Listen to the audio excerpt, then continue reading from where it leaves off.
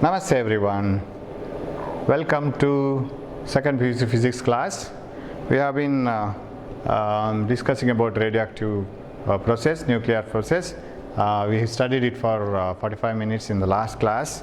We have seen what are the things related to it.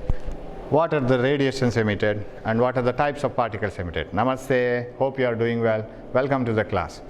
So radioactive phenomenon is a nuclear phenomenon. The unstable nucleus may rupture and it can emit alpha particles, beta particles and gamma radiation.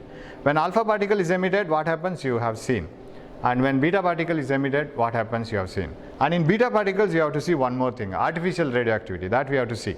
And when gamma rays are emitted, nothing changes will occur in atomic number and mass number because they are all just extra energy emitted from the daughter nuclei. Daughter nuclei will have an extra energy, it will be in the excited state and it comes to the de-excited state by emitting energy in the form of gamma radiation. Okay. Now, when a parent element emits beta particle, we have seen that, right? Alpha particles are nothing but helium nuclei. 2 protons, 2 neutrons coming out of the nucleus. That is not strange because already nucleus contains protons and neutrons. But how come the electron from the nucleus? So, what is the equation for beta particle emission? ZXA emitting beta minus. This is natural radioactivity. If radioactivity is occurring naturally, then electrons will be emitted. How? After the emission, the daughter nuclei formed will have atomic number increased by 1, mass number remaining the same, and you have minus 1 is 0. You can, of course, there is no, usually we don't write electron like this because we can't assign atomic number and mass number to an electron. This is just to make very simple so that you can manage the equation easily here, right? It looks very nice, but we don't represent the electron usually, but that is not wrong of representing. Okay. So where we are now? Yeah. Now, how come electrons from the nucleus? During the process of radioactivity, inside the nucleus, a neutron gets converted into a proton and an electron. And electron comes out and proton remains inside the nucleus. That is why we have lost one neutron but we have gained one proton. That is why there is no change in the mass number.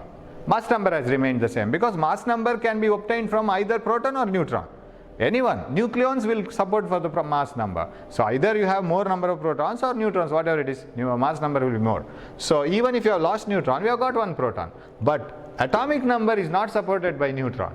So this neutron is, if it is lost, atomic number will not change. But we have got one proton excess, atomic number must increase. So Z plus 1.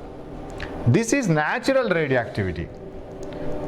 But usually these gamma radiations are most powerful. You know that they are highly penetrating. They are used to kill cancerous cells. We use it for constructive purpose.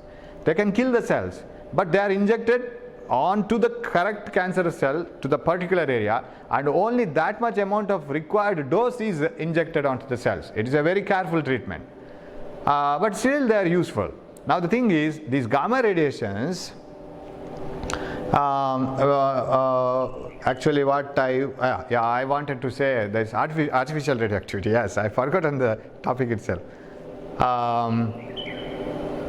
In artificial radioactivity, what is mean by artificial radioactivity? So if you want to treat a person with the gamma radiations, you can't wait for the natural radioactivity to occur, right?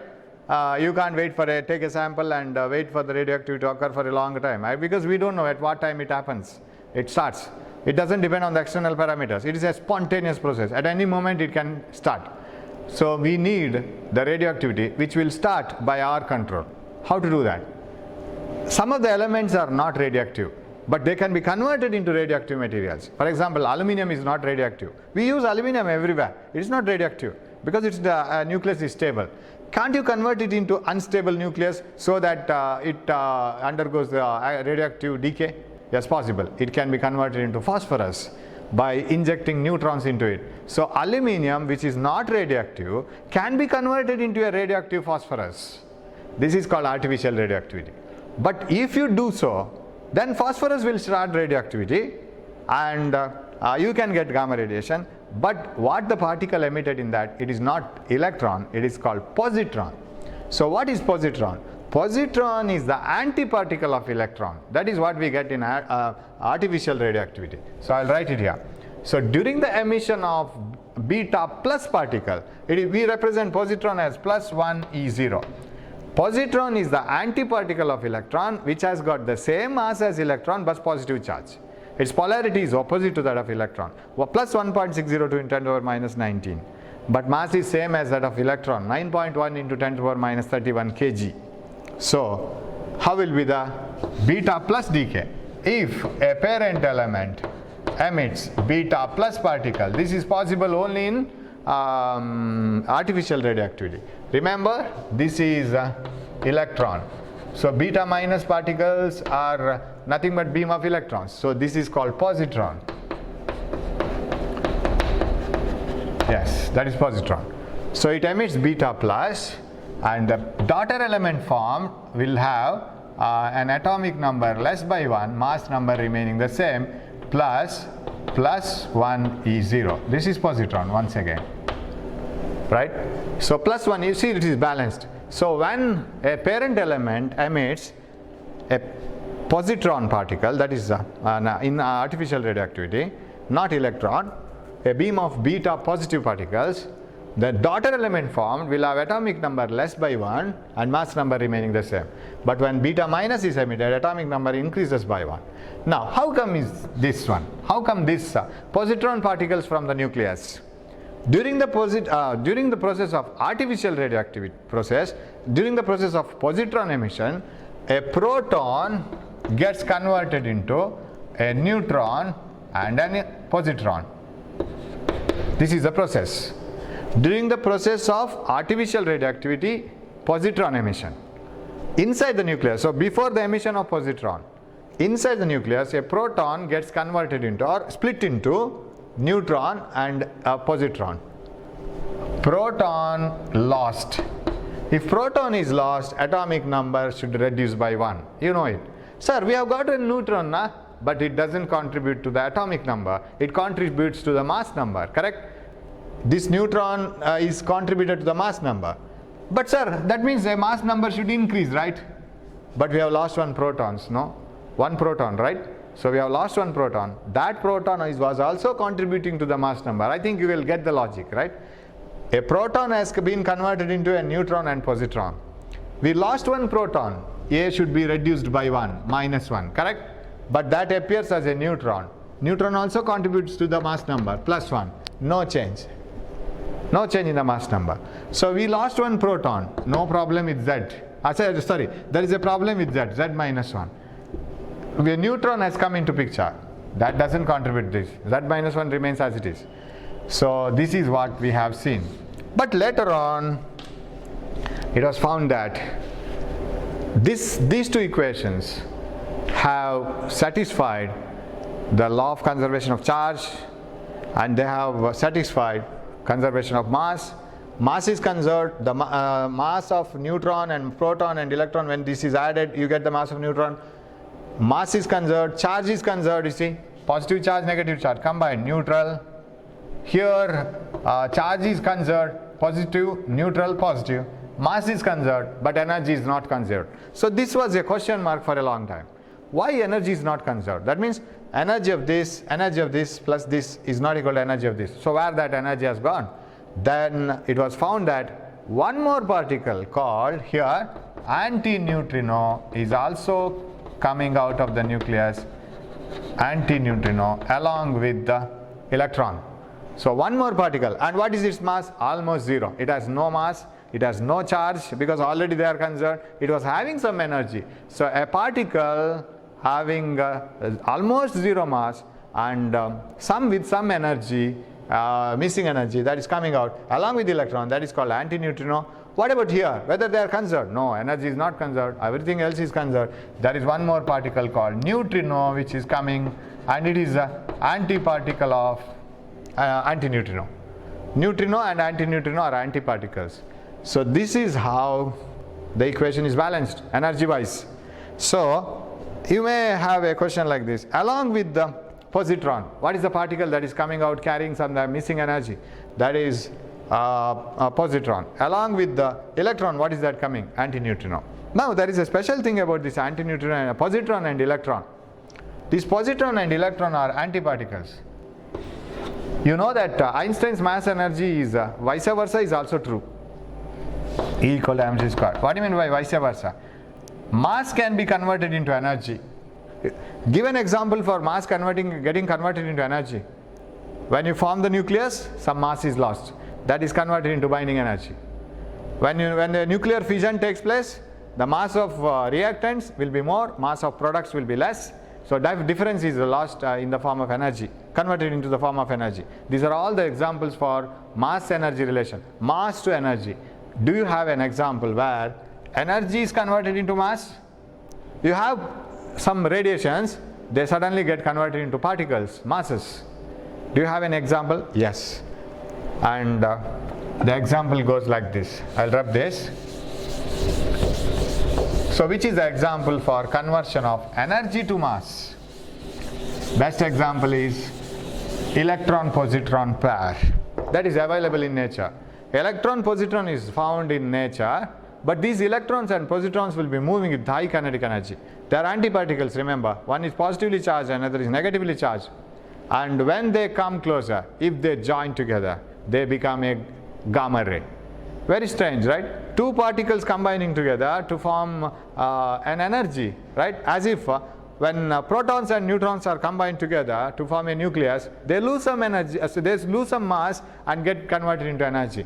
So, in the same way, an electron and a positron, they can come together and join together, and then gamma ray will be emitted. Now can you tell me for what this is the example? Again, mass to energy. First one, mass to energy itself. Similar to binding energy and fission energy. Mass to energy, because this is mass and this is mass and this is energy. Do you agree?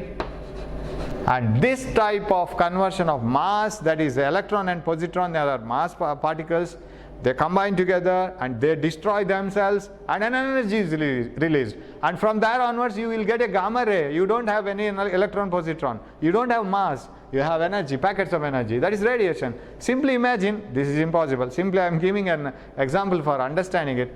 Solar radiations come to you, right? Visible light comes to you. You can feel that visible light. You can see that, and you can feel the infrared radiation. Imagine what will be the case if, how will be the case if all that radiation getting converted into mass, particles, and as they fall, they are particles. So that is a very strange thing, right? So similarly, but that won't happen. So all the radiation, there are certain conditions. If an electron and positron particles combine together to produce a gamma ray, there is a condition. That electron and positron should have some amount, a minimum amount of energy. Only if they have certain kinetic energy, then only they can combine.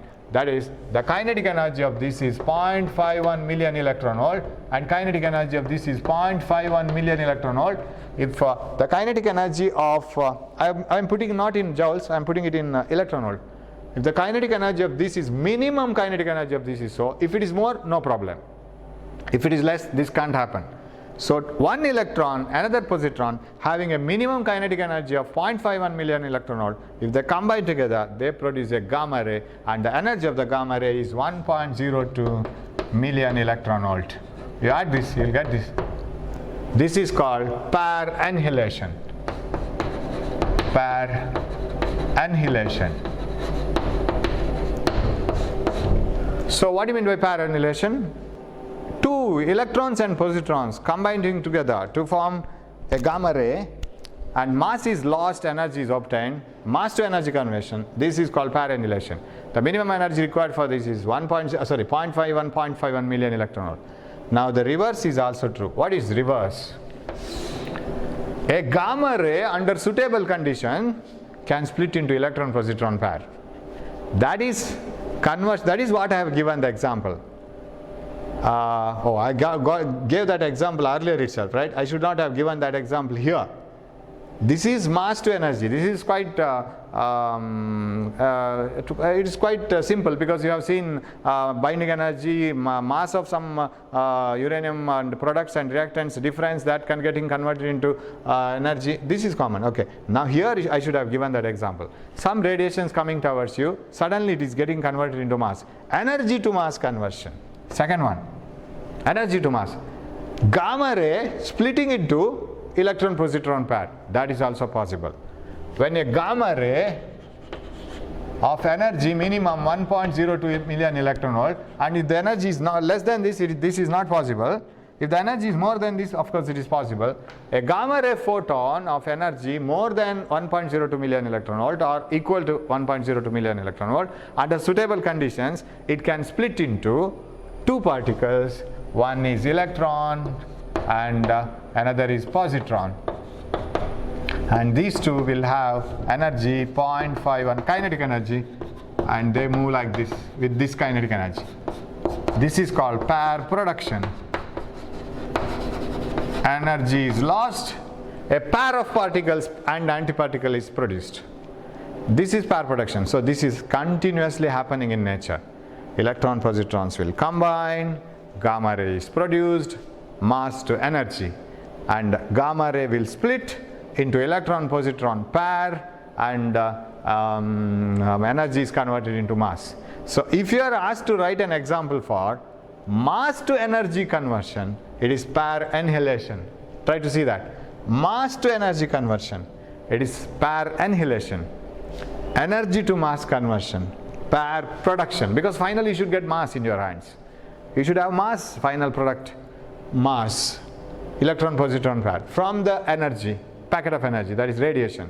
So mass to energy is energy to mass pair production, mass to energy, that is pair annihilation, destruction. Annihilation means here destruction. So that is one more thing, and actually it is not in the syllabus, but you can see this. It is not very tough. You can remember these values. Suppose you have some 1 mark question, because nowadays in the theory question paper also, question paper setters have started asking some tricky questions, 1 mark questions in between, 1 or 2 questions, so that everyone shouldn't score 100. That's what the aim is, because scoring out 100 out of 100 should not be so easy. Yeah. Right. So that is about that artificial radioactivity and natural radioactivity. So for artificial radioactivity, we should convert a non-radioactive substance into radioactive substance. Now we will see decay law, radioactive decay law. What is decay law? Decay means disintegration, decay means decreasing. Decay law. Now decay law says that, now suppose you have taken uranium, say 1000 atoms of uranium.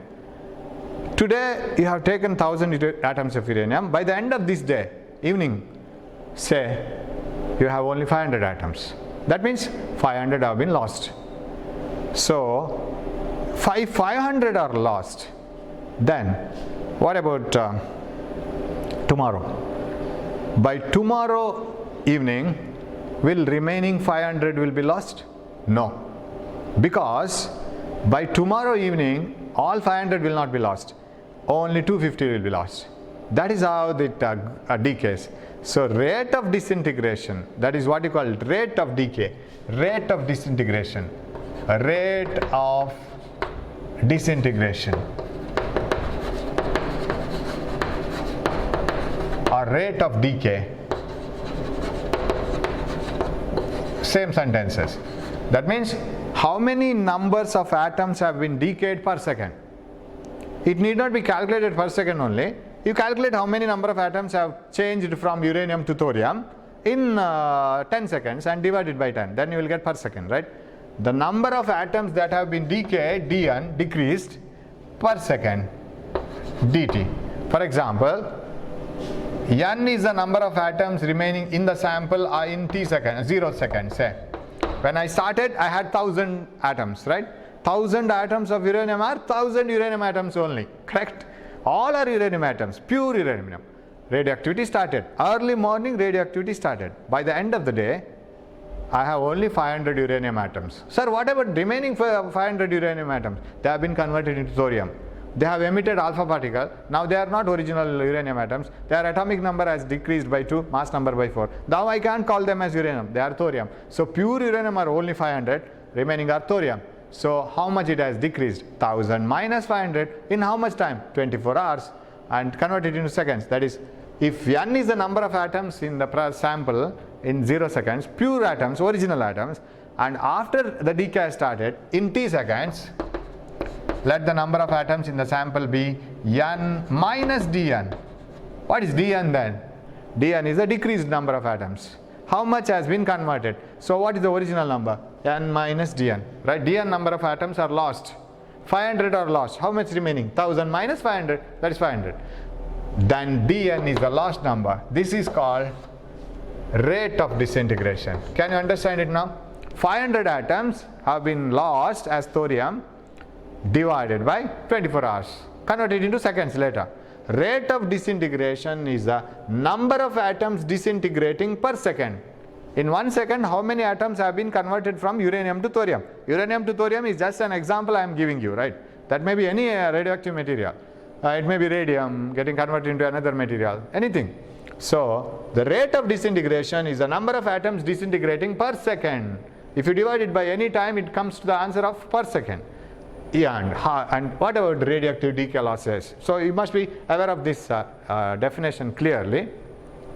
Number of atoms disintegrating per second, it says it is directly proportional to dN by dt is directly proportional to the number of atoms in the sample at that instant.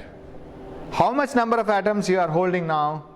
Accordingly, the rate of decay will move. The number of atoms disintegrating per second is directly proportional to the number of atoms in the sample at that instant. How much you have now, accordingly the decay will go. If you have more number of atoms, then the decay will be very fast. If you have less number of atoms, decay will be less. It is as if you read for the exam. Do you have, of course, it is opposite to the way in which you read for the exam.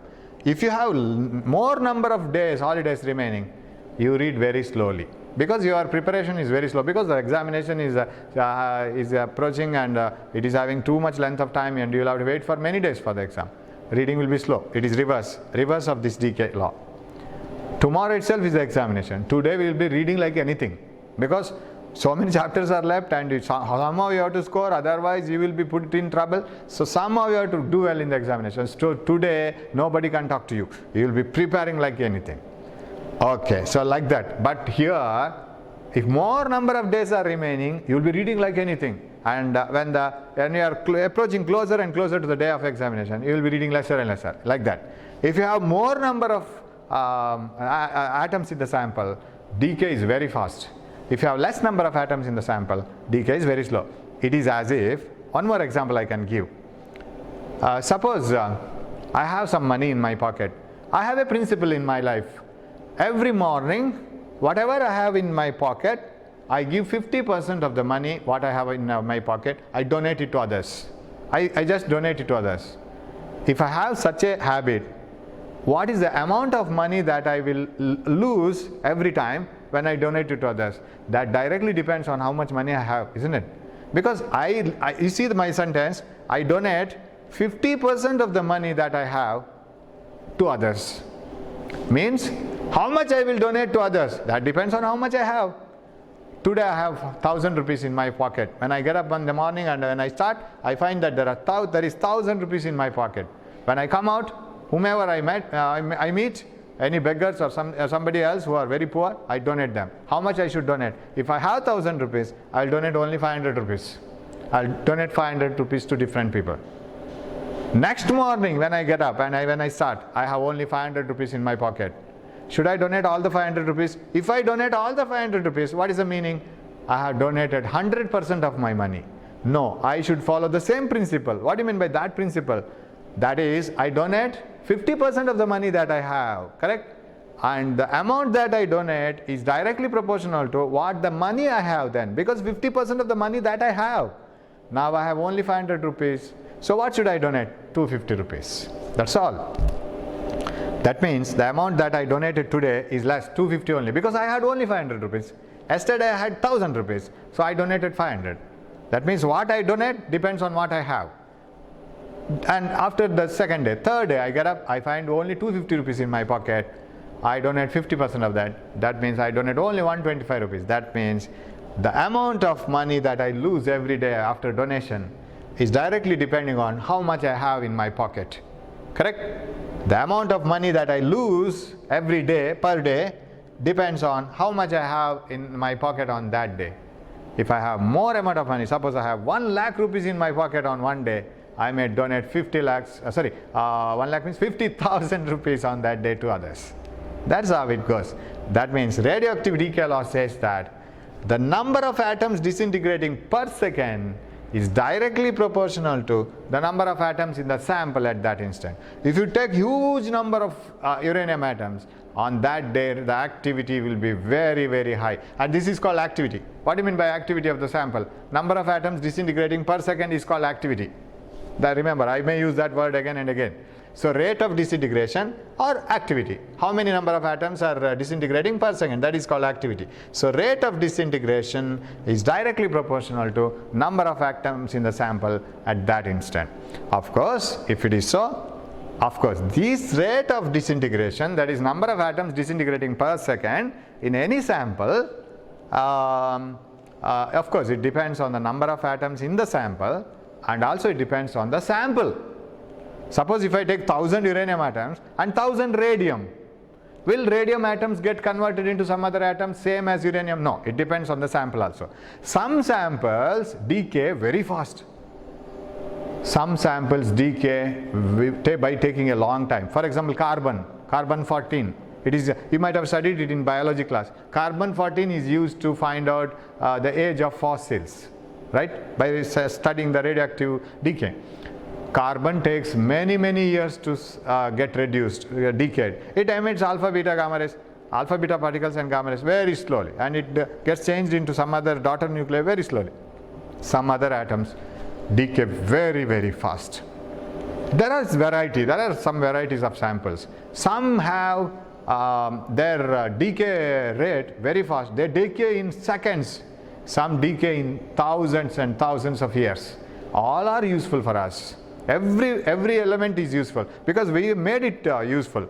Now, that means dN by dt, if you want to put it is equal to, you should bring a constant. That means that constant should be different for different elements. That depends on how fast they decay, how fast they change their characteristic. Minus lambda n. So two people came into existence here. One is minus, another is lambda. What is lambda?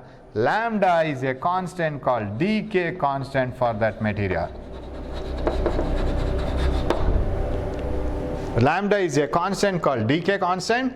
And why negative? Negative sign shows that the number of atoms are decreasing. You can bring this negative here also, minus dN by dt, and keep this positive. You can do that, right? When you bring that minus here, minus dN by dt, because number of atoms are decreasing with time. You don't have radioactive growth. You have radioactive decay only. Atoms, you take 500 uranium atoms today, tomorrow by the time you count it, you have 1000 uranium atoms. It has grown, it has given birth to some small kids. Not possible. Radioactive growth is not found, it is only decay. Whereas cancerous cells are multiplying, right? So cancer, they are increasing, whereas here we have only decreasing. That's why minus sign. So negative sign indicates that number of atoms in the sample goes on decreasing with the time. Lambda is a constant called decay constant. Sir, you give a constant for material, decay constant of carbon, decay constant of radium, decay constant of uranium. What does it mean, sir? If decay constant is more for a material, what do you mean by that? It decays faster. It takes less time to decay, very fast decay. And if decay constant is more, it decays faster. It takes less time to decay. If the decay constant is less, it decays very slower. In order to indicate whether the material decays very fast, that means gets converted into some other daughter nuclei very fast, then lambda is very high. If lambda is very low, decay constant is less, that decays very slowly. Carbon decays very slowly. It takes long time to decay.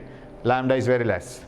whereas some other materials decay very fast and their lambda value is very high. So decay constant, we will define what is decay constant very properly later. So it is a constant, it is a number which determines whether that material decays faster or slower, right? Okay, now we will move on to an equation, very important equation. How is the equation? Right. Now, I want an equation which gives you the number of atoms in the sample after a certain time. Now, for example, I have an equation which gives the distance traveled by the particle after certain time t when the acceleration is uniform. What do you mean by acceleration uniform? The particle increases its speed by same amounts, right? For example, a freely falling object. Its velocity is increasing by 9.8 meter per second every second. Every second, after 1 second, 9.8 more. Next second, again 9.8 more. A particle moving with uniform acceleration. What is the distance traveled by the particle after t seconds? What is the velocity of the particle after t seconds? V is equal to v naught plus at, x equal to v naught t plus half at squared. But remember, all these are equations for a straight line. But radioactive decay is not a straight line. It is not a straight line. It is called exponential decay. What do you mean by exponential decay? Well, it's a different type of decay. We will see that.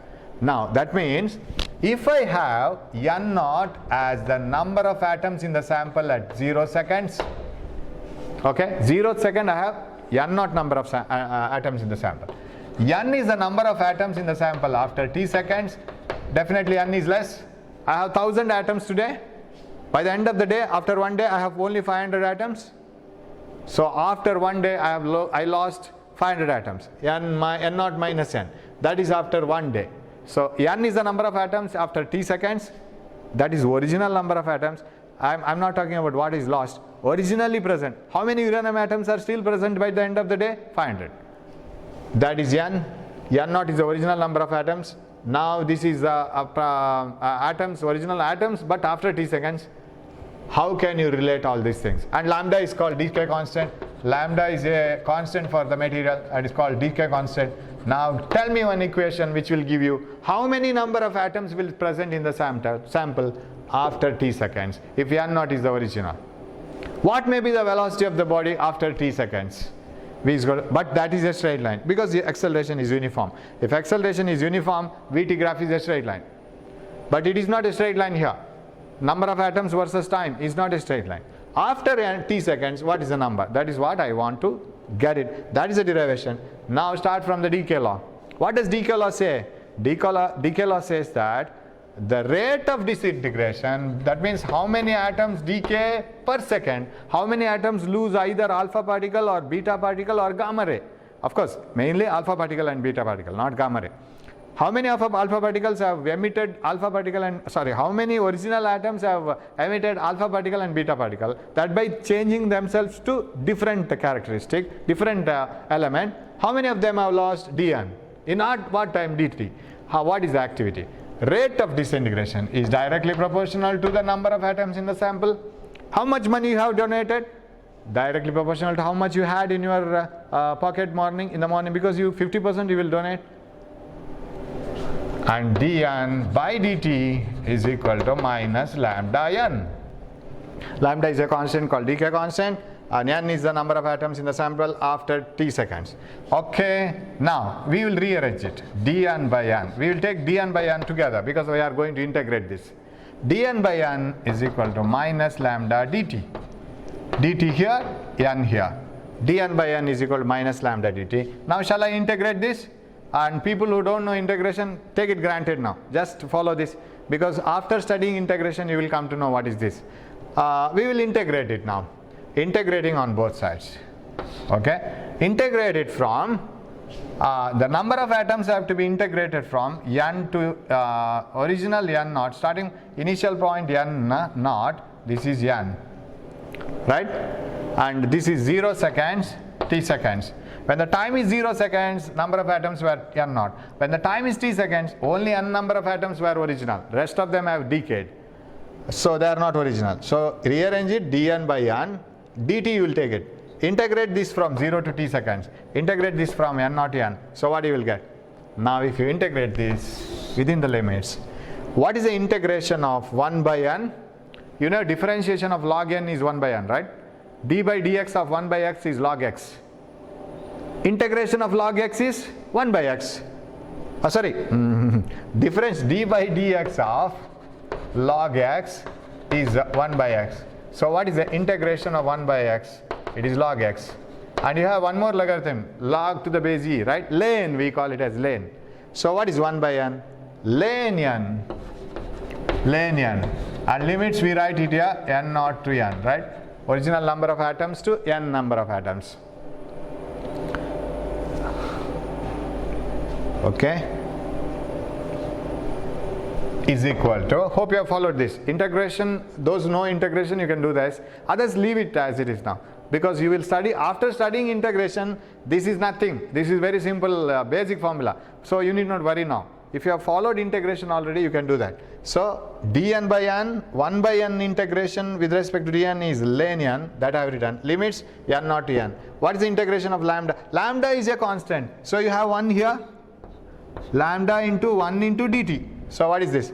Minus lambda t. Of course, I can write lambda outside because it is a constant. Minus lambda. Integration of 1 with respect to d time is t, and 0 to t. Correct? So these are all constants. Integration of 1 only. Minus lambda outside the integration because it is a constant. Integration of 1 dt, it is t. Because the differentiation of t is 1.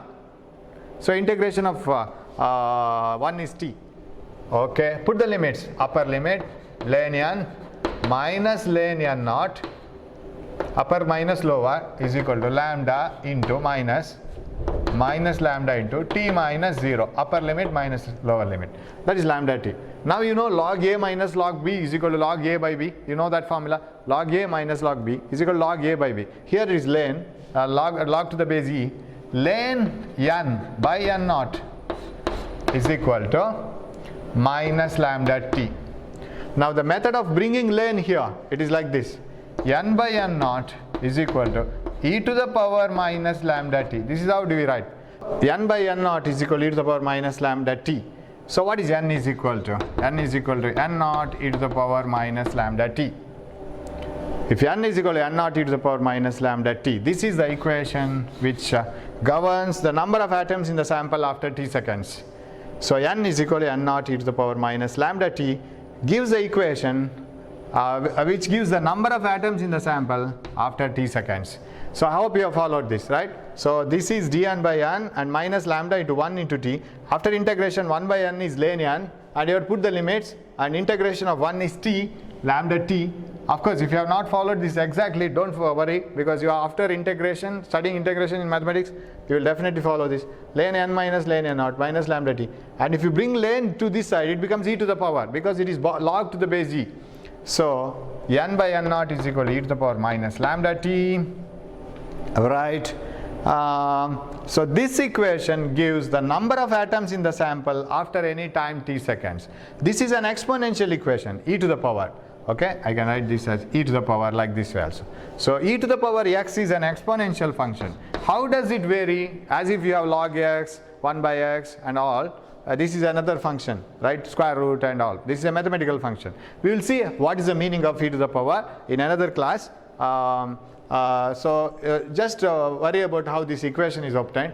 We will study the details of this equation. How does the graph vary? How does the number of atoms? How does the number of atoms change with the time? And all those things in the next class. So thanks for watching my class.